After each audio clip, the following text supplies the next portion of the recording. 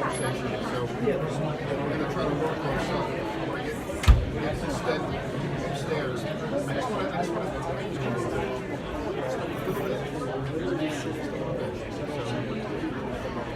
We're going to work on it.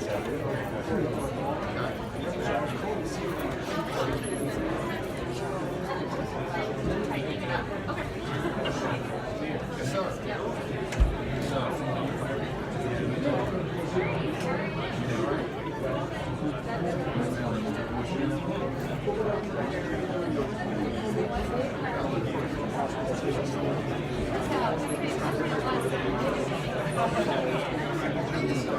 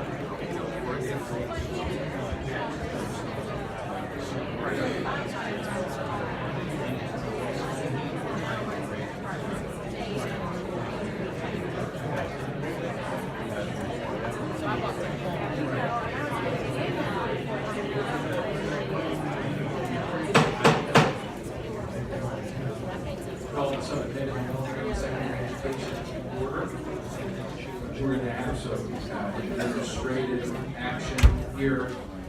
I've spoken with patrons, and we are entertaining a motion to lay House Bills 319 and 1575 on the table. Probably second, you have no discussion. Cast your votes on electronic voting board. My count is ready. 319 and 1575. We can do one of them.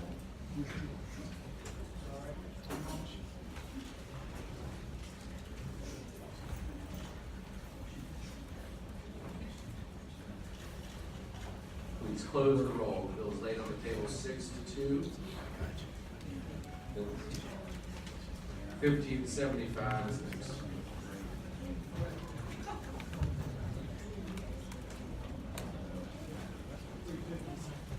No, I'm telling you that 1575 is next. Please. Please cast your votes on electronic voting. Close the roll. Bill is laid on the table 6-2. No Delegate Klein is going to come, but I believe we have amendments to House Bill 1504. One line amendment, and it's distributed. Adopt the line amendment without objection. House Bill 1504 is before us.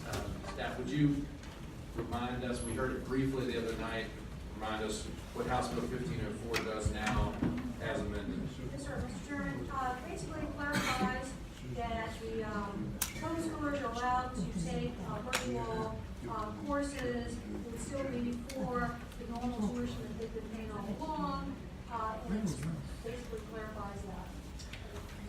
Are there any questions to staff on the amended bill before us? Motion to report. Mr. Chairman. Yes. Delegate Lenz. Would move the report as amended. Motion and a second to recommend reporting House Bill 1504 as amended. Any discussion on the motion? Hearing none, please cast your votes on electronic voting board. Please close the roll.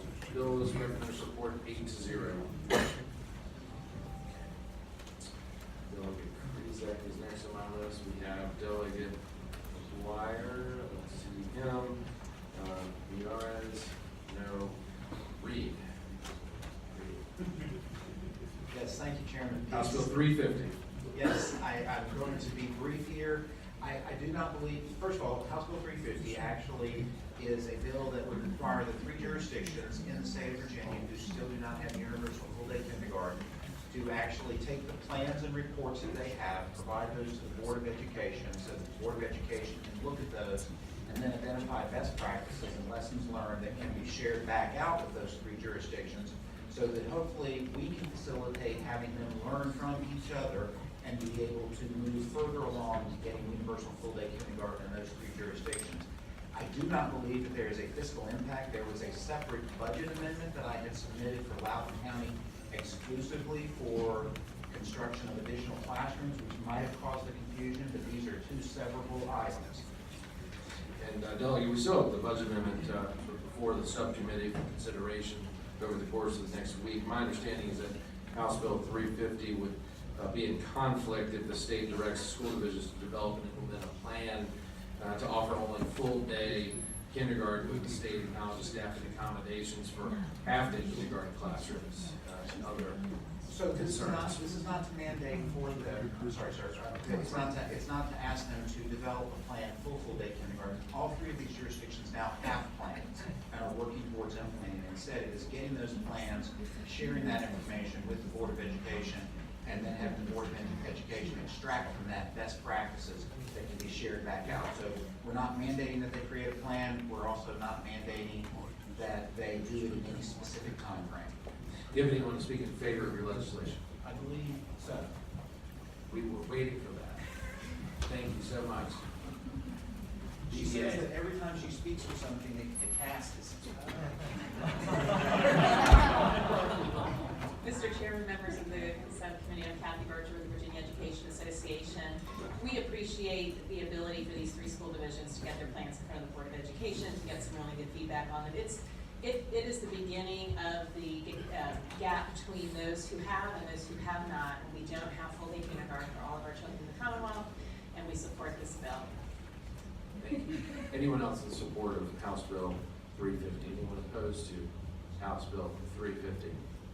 Questions for members of the committee? The delegate? Delegate Landis? Sure. Mr. Chairman, I have a motion. Delegate Landis. I would move that we table House Bill 350. The motion to lay House Bill 350 on the table, properly seconded, non-debatable. Please cast your vote on electronic voting.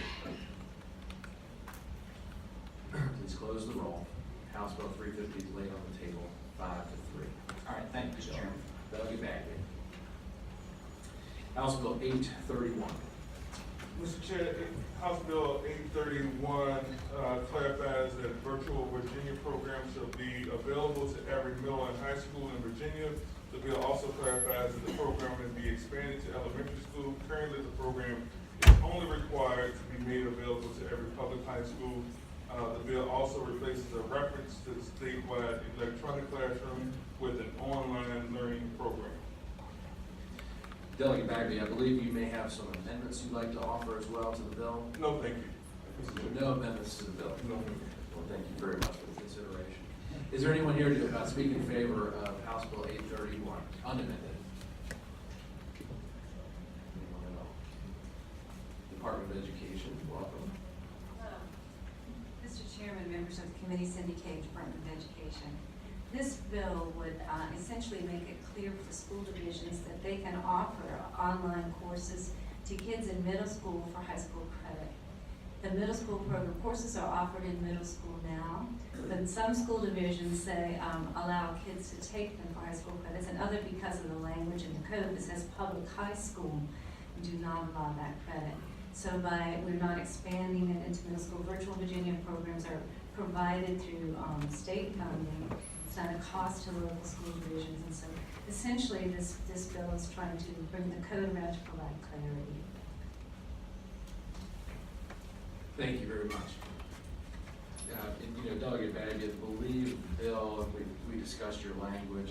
In line 15, it says that Virtual Virginia shall be made available to every public. Current law says high school, you're including middle school. And I think my concern, as I expressed to you, was that shall making available this program, it's hard to know that it won't be a cost to it. So do you have anything to respond to that concern? DOE may want to come back and address that as well, but what happens is it shall be available. DOE is the one that's crafted it, and so it's already crafted. All they're saying is if a school wants it, they can use it. It doesn't require the school to use it. It just says that the school, if they want to use it, they can use it, and DOE can tell me I'm wrong. Well, can City, Yes. clarify, and then I've got a question for you. Yes, we want that clarity because also it does extend it by permissive language in elementary schools. So it requires it for middle, but it's permissive for elementary, and you're going to clarify the financial impact. Yes, Mr. Chair. It's not a fiscal impact on school divisions because it's requiring Virtual Virginia to make that available. So that means that's done through Virtual Virginia, not through school divisions. They don't pay for that. Virtual Virginia does. Also, we offer courses in middle school now, and in some in elementary schools, and so it's not an expansion. And it's just putting into code language that would reflect what's available now, but that not all school divisions realize are available because the code restricts it to high school. Yes, Delegate Lance. Well, Cindy, let me, Delegate Bagby, I supported the concept of full education. I mean, the problem I have up here is to deal with fiscal or potential fiscal impact.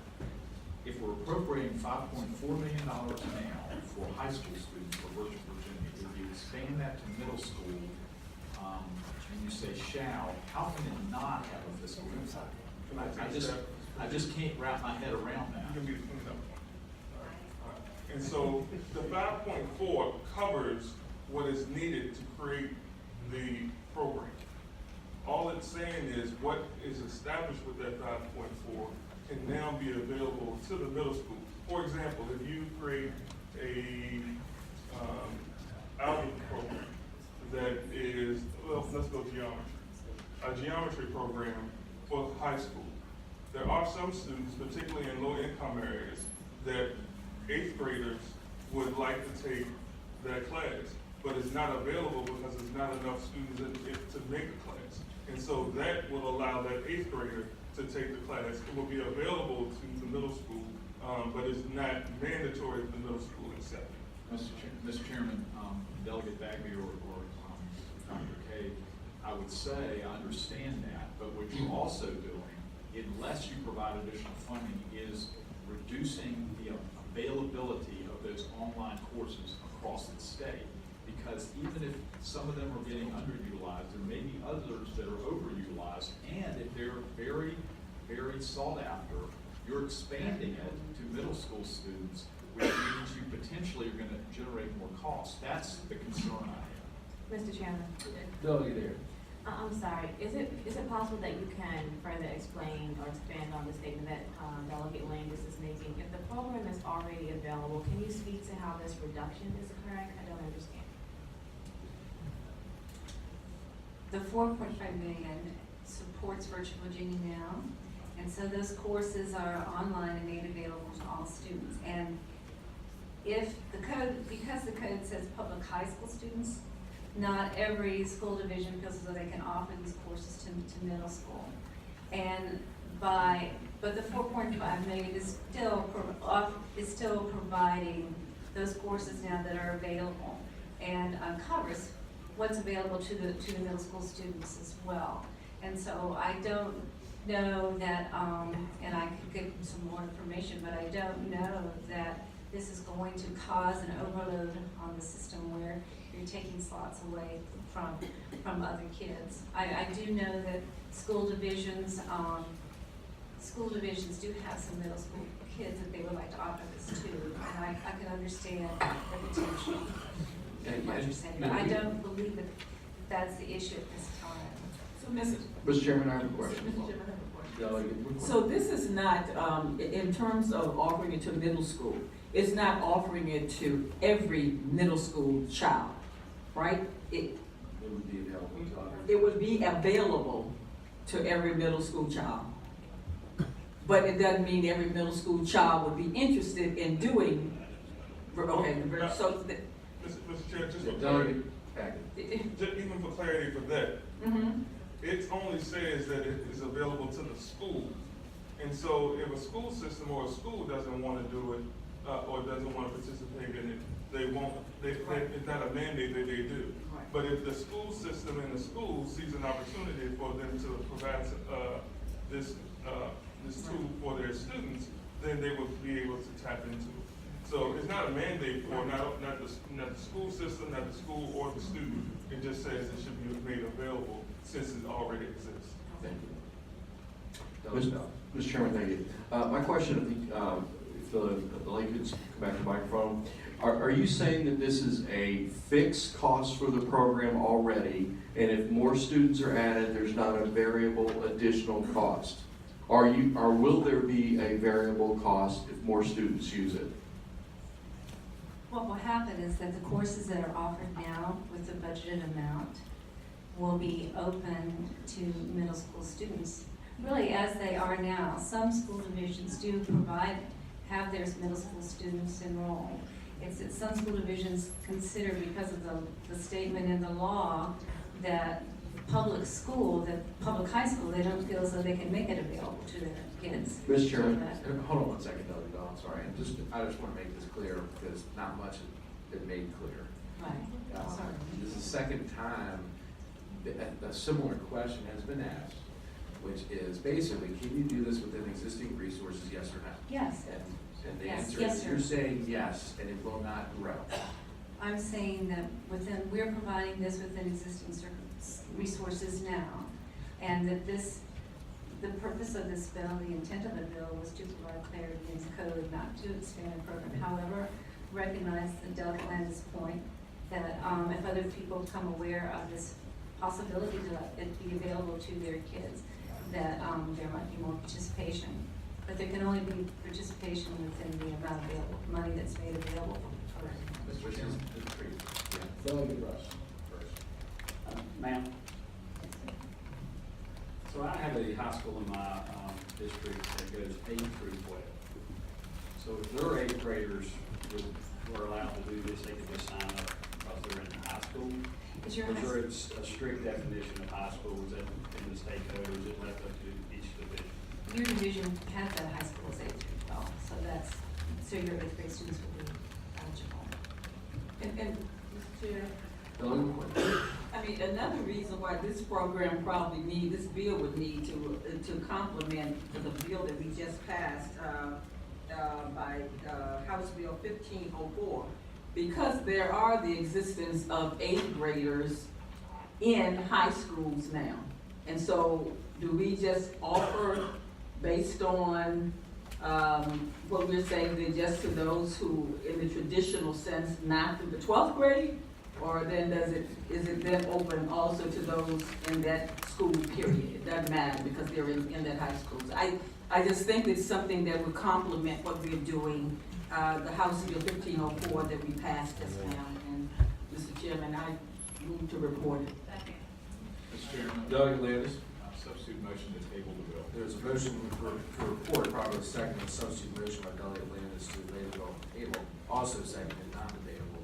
Please cast your vote on electronic voting.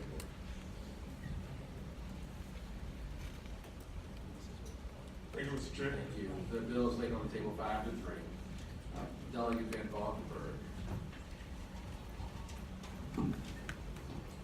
House Bill 1119.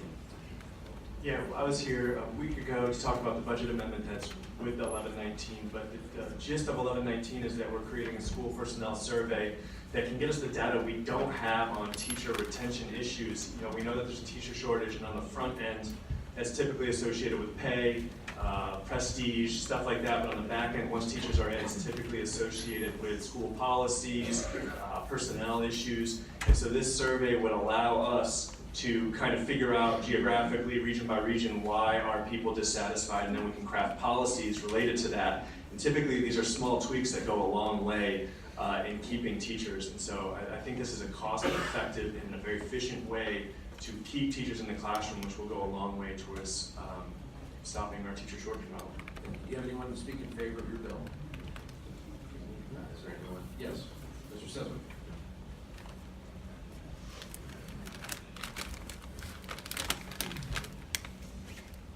Mr. Chairman, I'm John Suswick. I'm with Virginia Professional Educators. We know teachers leave for a variety of reasons, and we think this is a very good bill, and it will establish some of the reasons that teachers leave. It's not always money. Thank you very much. Anyone in opposition to 1119? Mr. Chairman, yes, Delegate. I noted on the fiscal impact statement that we got, it's about $375,000 total annual cost. I just wanted to know if Delegate Van Valkenburg had any comments regarding that. Yeah, so when I was here, I think it was a week ago, we talked about how the DOE came in with a fiscal statement that was based on them creating the program. There's already a national accredited survey that does this in 20 other states and 5 localities in Virginia. And so the budget impact, the budget amendment I put in the Senate, McClellan put it in the Senate, was for $150,000 each year for the biennium, which would cover that survey. That survey has the benefit of already having well-created surveys. It's in 20 states. We can do state-by-state analysis. It's been done in 5 localities. And so that was our budget amendment, and that was kind of the discrepancy between their fiscal impact statement and what we put in. Delegate Lance. Mr. Chairman, I have a motion. Delegate Lance. Mr. Chairman, move to table for that.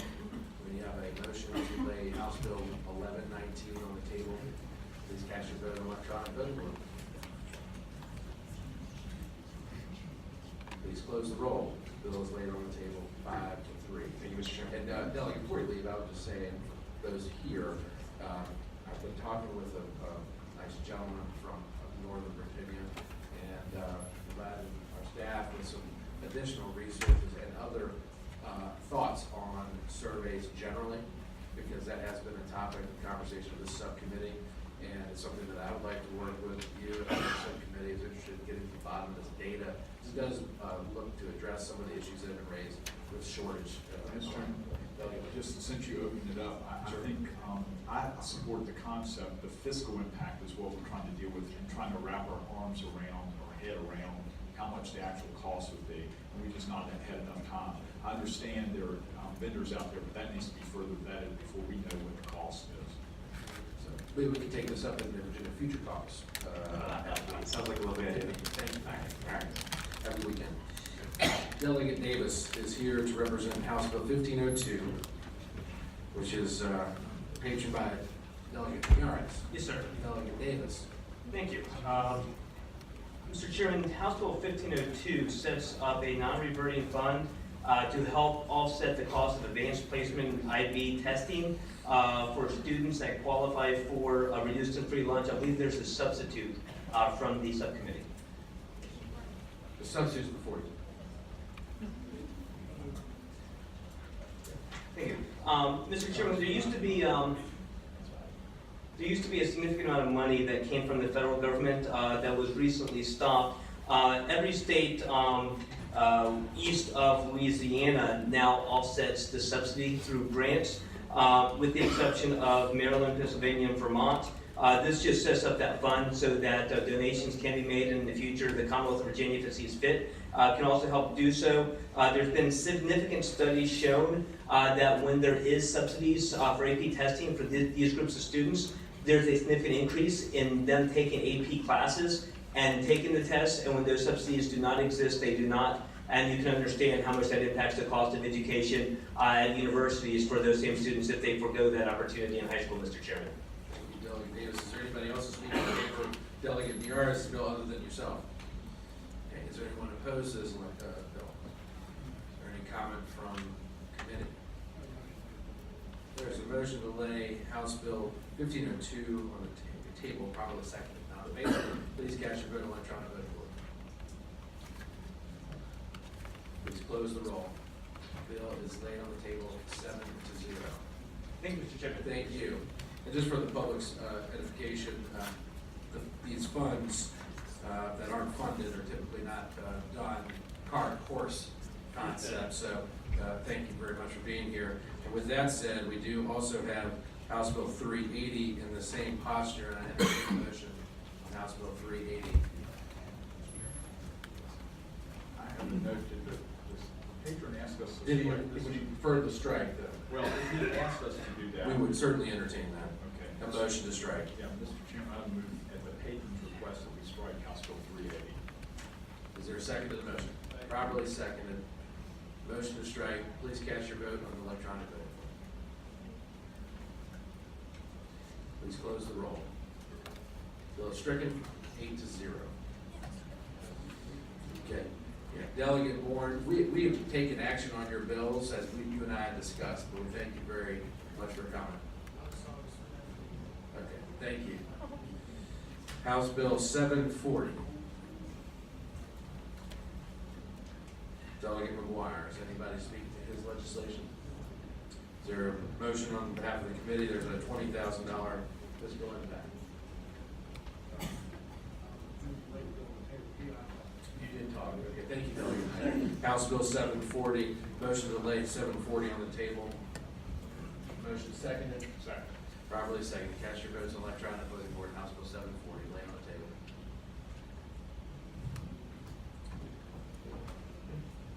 Close the roll. Bill's laid on the table 8-0. Okay, Delegate Knight reports that Delegate Thomas and he had talked about House Bill 1346. Do you have a motion, Delegate Knight? We will. Motion to lay House Bill 1346 on the table, properly second. Cast your votes on the board. Please close the roll. Bill is laid on the table 8-0, and I believe that completes our document. Thank you.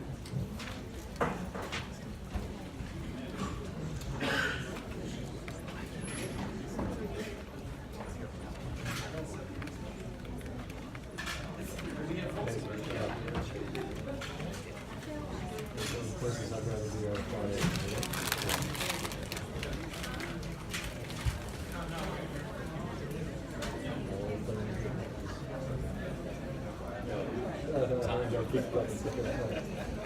All things will keep coming back.